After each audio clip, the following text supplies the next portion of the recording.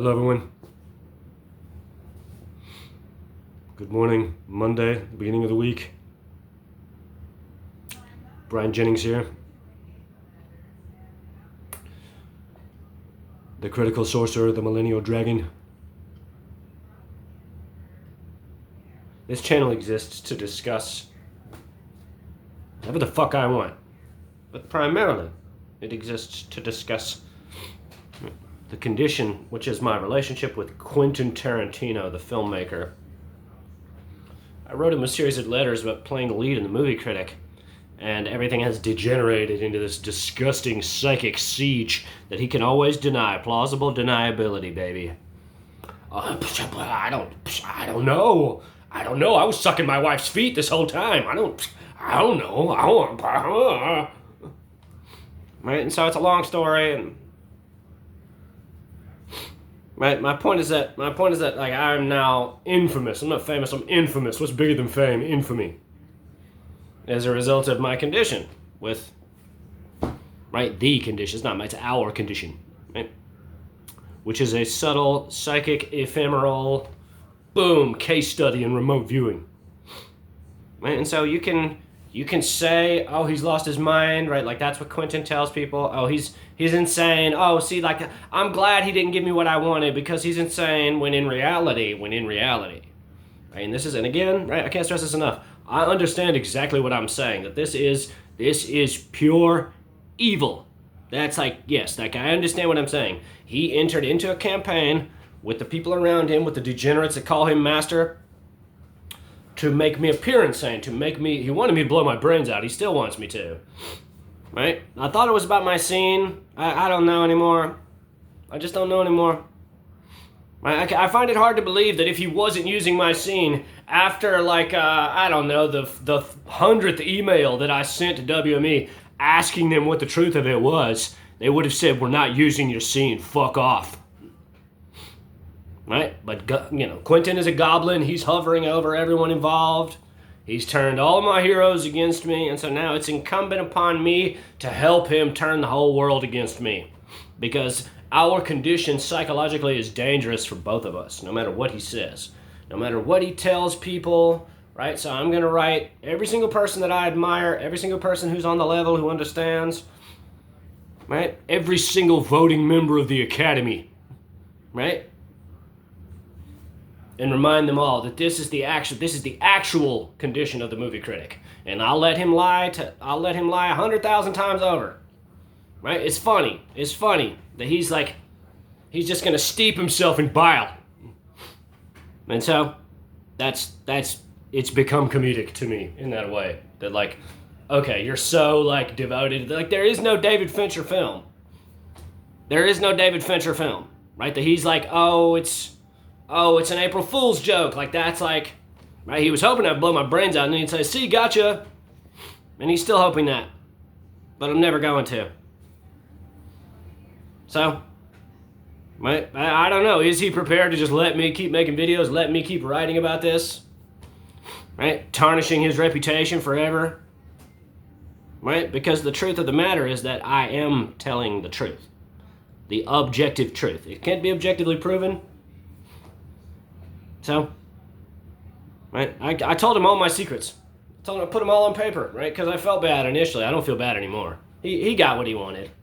Badass movie director. Sick psychological conspiracy. What a guy. What a guy. Everyone involved in this thing, including this guy, right? This fucking asshole, which is Robert De Niro. It's kind of hard to see. Trey Anastasio, David Berlinski, David Mamet. They've all insulated a high evil upon me. And so I have to talk about it. So, if you recall, I'm writing again. I'm writing every day. And I've written another page. 3 November, Monday, 6:41:25.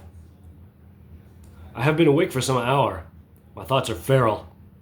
I suspect, God willing, he will leave me alone moving forward. I also suspect this is because I am prepared to humiliate myself to everyone. and have plans to right everyone.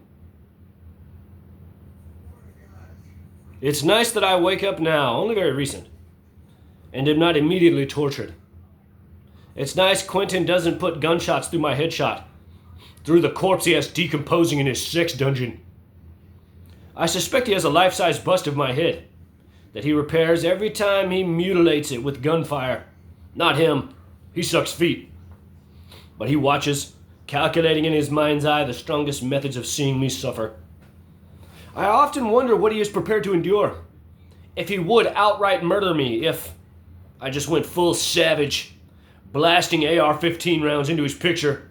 Though, I suspect it is most damaging when multiple persons all meditate on a single shot. Or, I reckon it's the same, but it would damage everyone's ears if you just blast round after round into your naked ears. I can recall when he got his lifetime achievement in Burbank, thinking for the first time that perhaps he has murdered people.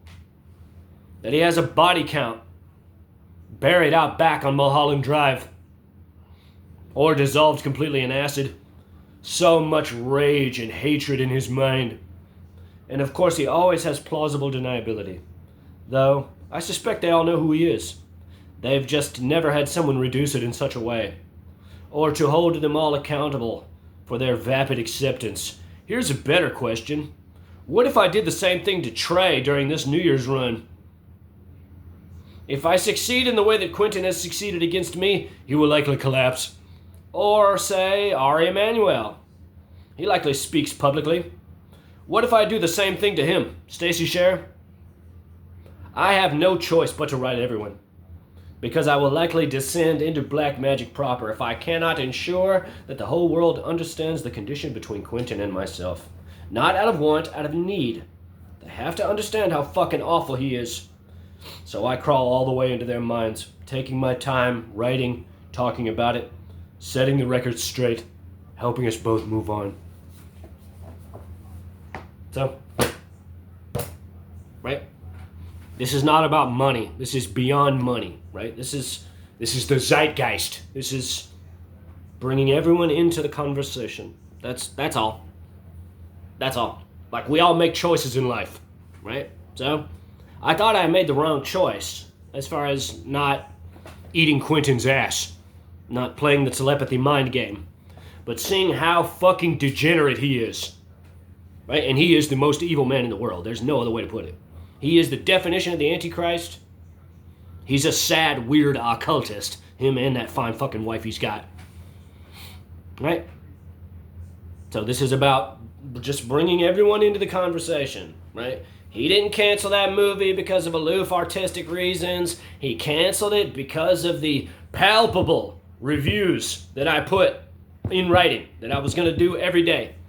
He canceled the film because of the essay that I wrote wherein I reminded the world that no one else was ever going to play Cliff Booth but Brad Pitt, because the story of Cliff Booth is the story of Brad Pitt.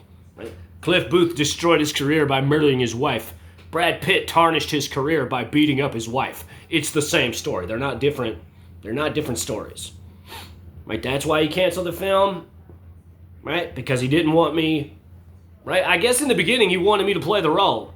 But really, he just didn't want me reviewing movies in protest every day. And so he didn't want to talk to me regularly. He didn't want to talk to me like a normal person. Right? He turned it into an exercise in his clairvoyance, and he lost. Right? And he's still losing. So that's why we're talking about it. Because all that's left is evil. There's nothing left but evil. Like, I suffered for months on end because I did feel bad, but now I don't feel bad anymore. Of course, there was never any, right? That was, and I'm naive. Like, I'm not anymore, but I was then. I was arrogant and naive. Because I suspect this is about my scene. This is about my intellectual property. It's business. Right? Or it's not. But that just makes it more evil. That's the point. Then it's just pure evil. It's a pure exercise in control. This is not about the movie anymore. This hasn't been about the movie, I guess, since Tribeca. Right? That as soon as I didn't give him what he wanted, I think about that moment a lot, like what he was thinking in his mind. Right? When he saw me turn my back on him the way he turned his back on me and actually leave. Right? right? You don't get to define, right? You don't get to define what I do with my mind through your clairvoyance, right? You did that enough. You got me all the way there, right? So you can, right? You can say something to me like a normal person, or you can be humbled before the grace of God. So that's what's occurred, right? And so again, I was like confused in my mind, but I was moving on. I had my job. I was working my job, making my money, right? Prepared to live with it, you know? And if he had just paid me a couple $1 million, we wouldn't be talking about it right now, right? That he would have already released the film, he would have already made it, right? So a better question is, right? What compelled him to sell it a year later? Right? Yeah, almost to the day. Right? Oh, so you canceled it because it wasn't working, but it took you another year to decide to sell it? Right? He didn't sell it, that's the point. That all the press is in his pocket, that he's like playing weird fucked up mind games with everyone. Right? And he's gonna say, oh, gotcha, one last surprise. Right? And so that's like, right, when the movie comes out and it has my intellectual property in it, I'll be able to get a lawyer. Right? And so I have no money for a lawyer now. Right? He thought it was funnier to traumatize me every day. I can't stress this enough, how awful he's been to me. And everything that I put in my writing is true. It does appear to be getting better on some level. But we have an established pattern of behavior. Every time he does anything in the public eye, especially, or doing anything with regards to work, right, that I am not aware of, right, he's going to meditate on my suffering and do everything to make me suffer. Right? And so, however many weeks ago, I thought that they were shooting my scene. I thought that they were finishing the continuing adventures of the wife-beating drunk. But now I suspect, I don't know, maybe they have finished it. It's been about enough time to actually shoot it. Everything is, right? And so the reason that I suspected he was making it is because it requires the most emotional expenditure of energy. It's the most demanding upon an actor, right? Because it's the most savage, badass scene anyone ever sent him. But if the truth of the matter was that Quentin was on a film set in France, that holds water too. Right? And again, I don't care what he does. Okay, he's made it my business to care forever. So this is like now, right? Three times it's occurred. Right? Just like with the press announcements. Right? But he doesn't want to, right? He's going to persist in this way. He sees me as some sort of threat. He sees his clairvoyance as the ticket to, right, compelling me into the corner.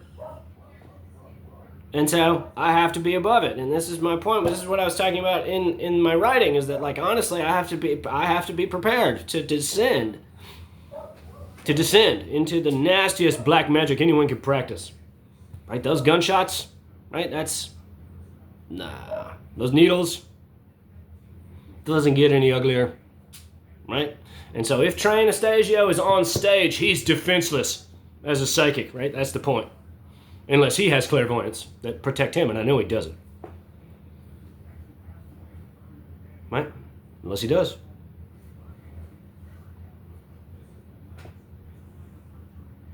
I suspect he does know clairvoyance. I don't want to do these things. It's disgusting. But if we're not accepting what is occurring to me, what has been occurring, what is occurring to me, right, then I have to keep going, right? And so this is why I'm writing everyone. I'm going to let them all be lied to, right? And that's funny, but what's not funny, right, is the fact that I have to endure this for the rest of my life until he's 6 feet in the ground, and even still afterwards, right? That he has people, right? He's going to put it in his will, right, to perpetuate torture upon me. Right? He's sick in his mind. He's not well in his mind. Right? The man remote views me every day for 2 months. Sees me writing 50,000 words, 60,000 words from A to B. And he thinks that letter is not important, that he's more important than that letter. Right? It's my mind.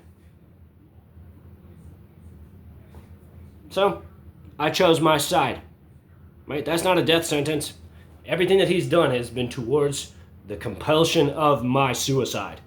There's no other way to interpret it. Everyone that's around him insulates his evil. They all just accept the lies that he tells them regarding his campaign, regarding his tactics. Or they just don't care, and they say, better him than me. Right? Oh, well, this is show business is ruthless. Right? When again, all I ever did was write letters from the heart. Right? I never wanted to go to that. He manipulated me into going. That's right. It's all his design. So, right? I've always known exactly what's occurring, and in that moment, it pissed me off that he turned his back on my letter. Right? That tells me, oh, you wanna. Right? It tells me everything I need to know. That this isn't about the movie. This is about power. This is about control. You want to control my mind forever. Right? I don't buy that. I don't buy the, mystery initiation. No. No, I'm all the way, we're way past that. We're way past that. And he's always known that. Right? So, it's time to talk about it. I know that the argument will always be there. Like that there's nothing I can do about it. He can always say, oh, he's not well. And so, right, we're doubling down, right? Because I am of sound mind. There's nothing wrong with me. Right? And so, right, as the years pass, perhaps I'll want to talk about it less. But, in any rate, we all have to understand what's occurring. And we all have to understand. Right? It's a sick, dangerous condition he subjected me to.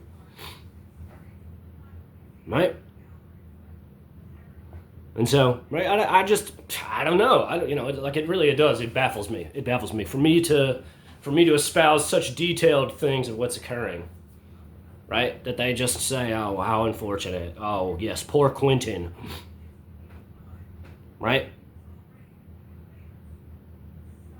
That he just, right? And so he's obviously exerting some sort of influence over all of them as well, in the same way that he does to me. And perhaps they are afraid.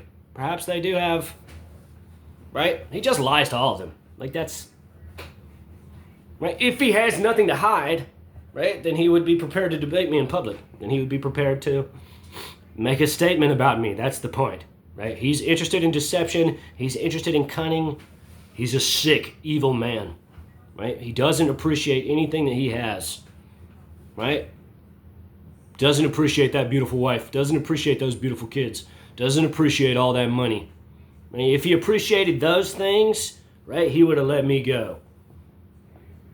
Right? But he appreciates power. That's, right, that he's Luciferian, 100%. 100%. He's interested in power. I always was interested by Joseph Campbell's explanation of Lucifer, where most people say that Lucifer sought to destroy God and take command of the heavens thereby. Whereas Joseph Campbell says there's another way of looking at it, right? That God said, you bow before man like you bow before me. And Lucifer was the only one who said, no, I bow to none but God. And that's why he cast him out. So, suppose I'll stop. See what's good in your life. Everything that's occurring between us harkens to the mechanism in which all of life is manifested. That consciousness is a field which persists in every cubic centimeter of space. And it's the individual consciousness, the mind of the adept, tapping into the non-locality of the conscious field of which it is a part of, which exists in all of space, that allows you to engender a connection electrically through disparate locales and fracture the hologram of creation to suit the scope of your intent thereby. Right? All instances of clairvoyance harken to this same idea, that it's through a specific pressure condition that engenders a specific... One second. Sorry, that was my dog. But, right? The celestial zephyr imposes pressure upon the firmament of space, which engenders collapse into a specific geometry, which is the celestial subquantum subatomic skeleton with which the material world manifests within and around. All things reside as idea. Right? And so it's the mind of the adept behaving like the abstract intellectual quality that transmutes space out of inertia into motion, into matter. Is that what that... Out of inert space and into matter. I don't know if inertia was right, but... Right, there's stillness and there's motion. Right? And so... Right? This is what all clairvoyants do. They say, oh, mind is everywhere. I want to find someone. And Quentin said, oh, I want you to... You know, he said a number of things to me in this way. First, oh, that I'm reading your letters. Then that I'm not reading your letters. Right, by refusing to accept my mail anymore.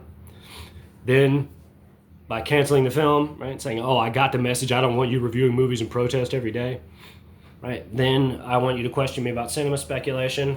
And then when I didn't do that, right, you say, oh, I want you to come to WME and rage. Right, oh, I have a daughter who loves you. Right, oh, my daughter's a whore, my daughter's a bitch. It's all the same tactics. It's all the same tactic. That's the point. On and on and on and on and on and on and on and on and on. Die. Bang. Right? So, right, that same power, right? That same power that he uses to make me miserable. He could literally take the people that are helping him and go to a hospital and heal the sick. 100%. 100%. I know it. I know he could. That's the game, right? It's the same game. So I'm going to talk about it forever, right? And I'll be twice as productive, right? To remind him, right, that this is what you could be doing. So don't forget to subscribe, like, comment, subscribe, share. Let me know what you think. Pray for us. God bless.